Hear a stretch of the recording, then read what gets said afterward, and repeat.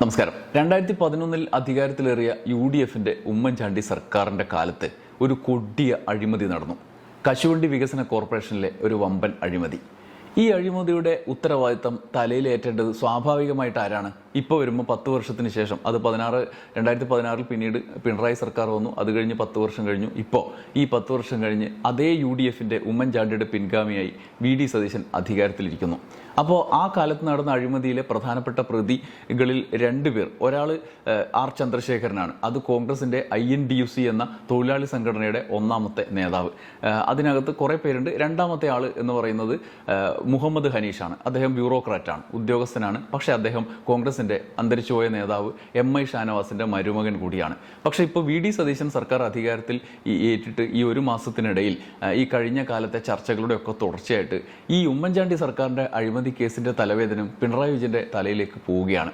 അതിന് ചില കാരണങ്ങളുണ്ട്. ആ കാരണങ്ങൾ അവിടെ നിൽക്കെ തന്നെ ഇതിന്റെ പ്രാഥമികമായതും ആദ്യത്തേതും അവസാനത്തേതുമായ എല്ലാ ഉത്തരവാദിത്വവും പ്രതിയും മറ്റ് പ്രതികളും ഒപ്പം അതിന്റെ രാഷ്ട്രീയ ബാധ്യതയും ഒക്കെ UDFനായിട്ടും മുഖ്യമന്ത്രി VD സതീശന്റെ സമർത്ഥമായ നീക്കങ്ങളുടെ തുടർച്ചയായിട്ട് അത് രാഷ്ട്രീയ നേട്ടത്തിന് UDFന് തന്നെ രാഷ്ട്രീയ നേട്ടമാവുന്ന ഒരു കാലം ആയി മാറിയിരിക്കുന്നു. UDF തന്നെ അഴിമതി കാണിച്ചു, UDFന് രാഷ്ട്രീയ നേട്ടം ഉണ്ടാകുന്ന കാലമായിരിക്കുന്നു. പക്ഷേ അതിനൊക്കെ ഉത്തരവാദിത്വം പിണറായി വിജയന് കൂടി ഉണ്ട്. എന്താണ് എന്നൊക്കെ നമുക്ക് നോക്കാം. നിങ്ങൾ അതിശയിക്കുന്നുണ്ടാവും എന്താണ് പറയാൻ പോകുന്നതെന്ന്.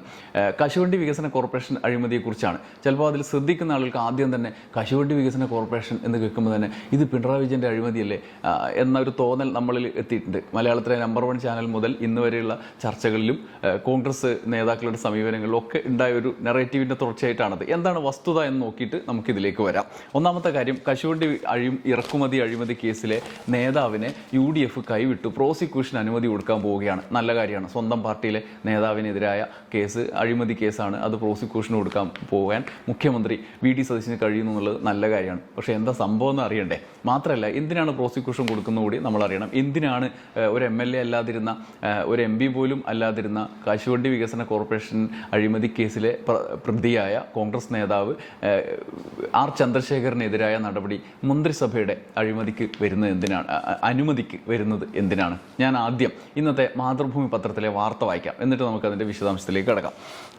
നേതാവിന് കൈവിടും എന്ന തലക്കെട്ടിൽ ബിജു പരവത്തിന്റെ വാർത്തയാണ്. കശുവണ്ടി ഇറക്കുമതി അഴിമതി കേസിൽ INTUC സംസ്ഥാന പ്രസിഡന്റ് R ചന്ദ്രശേഖരൻ അടക്കമുള്ളവരെ പ്രോസിക്യൂട്ട് ചെയ്യാൻ സർക്കാർ അനുമതി നൽകും. CBI കുറ്റപത്രം നൽകിയ കേസിൽ പിണറായി സർക്കാർ 3 തവണ പ്രോസിക്യൂഷൻ അനുമതി നിഷേധിച്ചിരുന്നു. അതെന്തിനാണ് നമുക്ക് ഇതിന്റെ അവസാനം നോക്കാം. ഇതിന്റെ പേരിൽ വ്യവസായ വകുപ്പ് additional chief secretary AP Muhammad ഹനീഷിനെതിരെ കോടതി അലക്ഷ്യ നടപടിയിലേക്ക് കടന്നിരിക്കുകയാണ്. തിങ്കളാഴ്ച അദ്ദേഹം ഹൈക്കോടതിയിൽ നേരിട്ടെത്തി വിശദീകരണം നൽകണം. അനുമതിക്കാര്യം അറിയിക്കാൻ ജൂലൈ 2 വരെ സമയമുണ്ടെങ്കിലും ഒരുപക്ഷെ തിങ്കളാഴ്ച തന്നെ അദ്ദേഹം അറിയിക്കാൻ സാധ്യതയുണ്ട്. കോടതി 3 തവണ നിർദ്ദേശിച്ചിട്ടും പ്രോസിക്യൂഷൻ അനുമതി നൽകാത്തതാണ് മുഹമ്മദ് ഹനീഷിനെതിരെ കോടതിയലക്ഷ്യ നടപടി. കാരണം നടപടിക്രമങ്ങളിലെ പ്രശ്നങ്ങൾ മാത്രമാണ് CBI കണ്ടെത്തിയിട്ടുള്ളതെന്നും ഈ സാഹചര്യത്തിൽ അനുമതി നൽകാനാവില്ലെന്നുമായിരുന്നു പിണറായി സർക്കാർ സ്വീകരിച്ച നിലപാട്. കോടതി നിലപാട് കടുപ്പിച്ച സാഹചര്യത്തിൽ പ്രതിസ്ഥാനത്തുള്ളത് INTUC നേതാവായിട്ടും അനുമതി നൽകാനുള്ള നിലപാടിലേക്ക് UDF സർക്കാർ മാറി. ഹൈക്കോടതി നിർദ്ദേശം പാലിക്കണമെന്ന നിലപാടാണ് മുഖ്യമന്ത്രി VD സതീശൻ സ്വീകരിച്ചത്. INTUC നേതാവിനെ സംരക്ഷിക്കാൻ പിണറായി സർക്കാർ എന്തിനു ശ്രമിക്കുന്നു എന്നത് CPM-ൽ പോലും സംശയം ഉണ്ടാക്കിയതാണ്. ആശാസമരത്തിൽ സർക്കാരിനൊപ്പം ചേർന്നാണ് R ചന്ദ്രശേഖരൻ നിന്നത്. ഇത് പ്രോസിക്യൂഷൻ അനുമതി നൽകാത്തതിലുള്ള പ്രത്യുപകാരമാണെന്ന് വിമർശനമുണ്ടായി. INTUC-യുടേത് കോൺഗ്രസ് നിലപാടല്ലെന്ന് വരെ നേതാക്കൾക്ക് പറയേണ്ടി വന്നു. അതേസമയം കോൺഗ്രസിലെ മുഖ്യമന്ത്രി തർക്കത്തിൽ സതീശനെ പിന്തുണക്കുന്ന നിലപാടാണ് R ചന്ദ്രശേഖരൻ സ്വീകരിച്ചത്. ഇതാണ്, അതായത് VD സതീശന്റെ നേതൃത്വത്തിലുള്ള സർക്കാർ പ്രോസിക്യൂഷൻ അനുമതി കൊടുക്കുകയാണ്. എന്താണ് ഈ നാടകം എന്നുള്ളതാണ് പ്രധാനപ്പെട്ട കാര്യം. ഒന്നാമത്തെ കാര്യം, മുഖ്യമന്ത്രി ആയിരുന്ന ഉമ്മൻചാണ്ടിയുടെ കാലത്ത് നടന്ന കശുവണ്ടി വികസന കോർപ്പറേഷൻ അഴിമതിയാണ്. ആ അഴിമതിയിലെ പ്രധാനപ്പെട്ട പ്രതികൾ ഇപ്പോൾ R ചന്ദ്രശേഖരൻ, മുഹമ്മദ് ഹനീഷ്, മുൻ MD KA രതീഷ് എന്നിവരാണ് പ്രതികൾ. ഇതിൽ CBI അന്വേഷണമാണ് നടക്കുന്നത്. എന്നാൽ പ്രധാന കാര്യം എവിടെയാണെന്ന് വെച്ച് കഴിഞ്ഞാൽ, പിണറായി സർക്കാർ വന്നു, ഇതിനുശേഷം അന്വേഷണം വന്നു, അന്വേഷണത്തിൻ്റെ തുടർച്ചയായി CBI നടപടി കൈക്കൊണ്ടു. പക്ഷേ പ്രോസിക്യൂഷൻ അനുമതി വേണം, മന്ത്രിസഭയുടെ അനുമതി വേണം. അപ്പോൾ എന്തിന്, ആർക്ക് വേണ്ടിയിട്ടാണ്? അത് R ചന്ദ്രശേഖരനല്ല, മുഹമ്മദ് ഹനീഷിന് വേണ്ടിയിട്ടാണ്. വ്യവസായ വകുപ്പ് സെക്രട്ടറി ആയിരുന്ന മുഹമ്മദ് ഹനീഷിന് വേണ്ടിയിട്ടാണ്. സർക്കാർ അവരുടെ കൂട്ടത്തിലുള്ള ആൾക്കെതിരെ രാഷ്ട്രീയ നടപടി എന്നുള്ള നിലയിൽ അനുമതി കൊടുക്കേണ്ടതാണ് ഒന്നാമത്തേത്. എന്നാൽ രണ്ടാമത്തേതും ഇതിനകത്ത് അഴിമതിയുണ്ട് എന്ന് CBI അന്വേഷണത്തിൽ തെളിയുകയാണ്, അതിലേക്ക് പോവുകയാണ്. ആ ഘട്ടത്തിൽ ഒരു കോൺഗ്രസിൻ്റെ നേതാവ് അതിൽ അതിൽ പ്രതിയാണ്. ഈ മുഹമ്മദ് ഹനീഷിന്റെ പേരിൽ പ്രോസിക്യൂഷൻ അനുമതി കൊടുക്കാതിരിക്കുമ്പോൾ രക്ഷപ്പെട്ടു പോകുന്ന ഒരു കോൺഗ്രസ് നേതാവ് കൂടിയാണ്.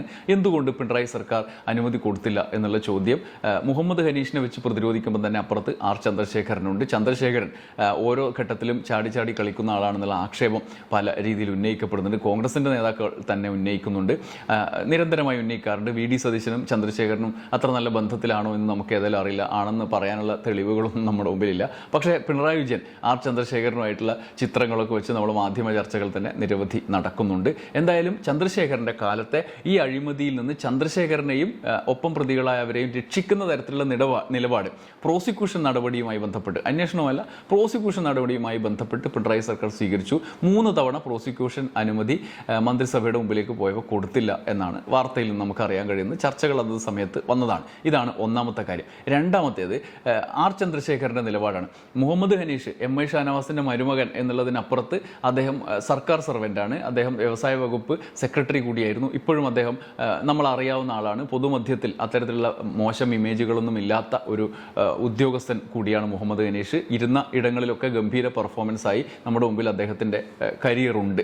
നമ്മുടെ ഒരു സിവിൽ സർവൻ്റ് എന്നുള്ള നിലയിൽ നമ്മുടെ മുമ്പിലുണ്ട്. എന്നാൽ അദ്ദേഹത്തിൻ്റെ മറവിൽ ആർ ചന്ദ്രശേഖരൻ ആ സമയത്ത് അഴിമതി കാണിച്ചു എന്നുള്ള ആരോപണമാണല്ലോ ഉന്നയിക്കപ്പെടുന്നത്. അദ്ദേഹം ആ മട്ടിൽ ചെയ്തു എന്നുള്ളതിന് മേലെ കോൺഗ്രസോ INTUCയോ ഇതുവരെ ഒരു നടപടിയും കൈകൊണ്ടിട്ടില്ല. INTUC എന്ന് പറയുമ്പോൾ സ്വാഭാവികമായിട്ടും ഹൈക്കമാൻഡിന് അതിന്മേൽ നടപടി കൈക്കൊള്ളാവുന്നതാണ്. കേരളത്തിലെ നേതാവ് എന്നുള്ള നിലയിൽ കഴിഞ്ഞ കാലത്ത് അദ്ദേഹം VD സതീശനടക്കം അടങ്ങുന്ന പ്രചരണ പ്രവർത്തനങ്ങളിൽ സജീവമായിരുന്നു. അഴിമതിക്കാരൻ എന്നുള്ള നിലയിലുള്ളൊരു നടപടി അദ്ദേഹത്തിനെതിരെ സംഘടനാപരമായി കൈക്കൊണ്ടിട്ടില്ല.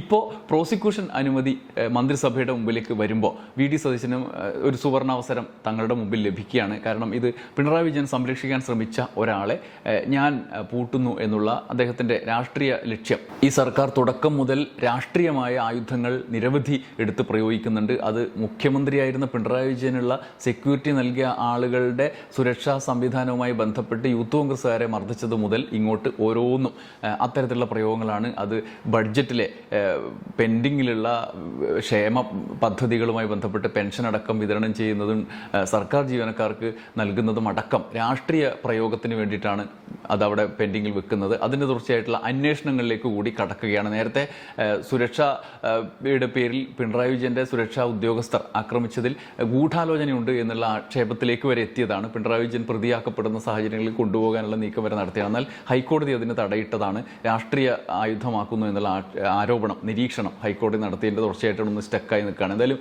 ഇത് പ്രോസിക്യൂഷൻ അനുമതിയിലൂടെ ഒരു VD സതീശന് മേൽക്കൈ കിട്ടുന്ന ഒരു രാഷ്ട്രീയ ആയുധമായി മാറും എന്നുറപ്പാണ്.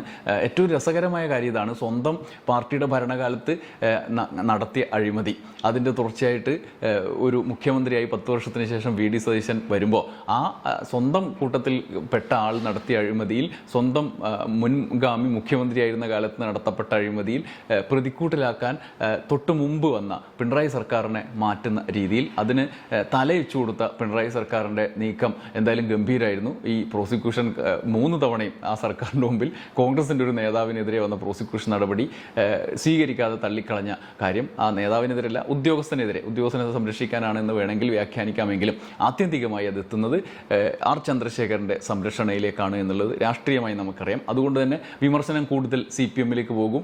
ആ തരത്തിലുള്ള ഓഡിറ്റിംഗ് നടക്കുന്നുണ്ട് എന്നുള്ള യാഥാർത്ഥ്യമുണ്ട്.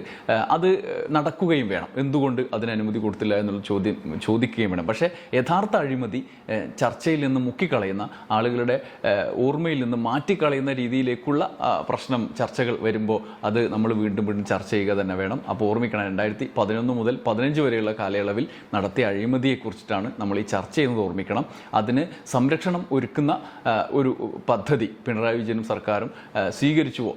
തങ്ങൾക്ക് ഈ മട്ടിൽ രാഷ്ട്രീയമായി ഉപയോഗിക്കാമായിരുന്നിട്ടും ഉപയോഗിക്കാതെ ഇങ്ങനൊരു സംരക്ഷണം സ്വീകരിച്ചു എന്നുള്ളതാണ് ചോദ്യം. എന്തായാലും രസകരമായ, കൗതുകകരമായ ഒരു രാഷ്ട്രീയ പോയിന്റിലേക്കാണ് നമ്മൾ പോകുന്നത്. ഈ മന്ത്രിസഭ യോഗം ഇനി അനുമതി നൽകുന്നതും കാത്ത് നമുക്കിരിക്കാം. അതിനുശേഷമുള്ള രാഷ്ട്രീയ സംഭവ വികാസങ്ങൾ അതിലും കൗതുകകരമായിരിക്കും. നന്ദി, നമസ്കാരം.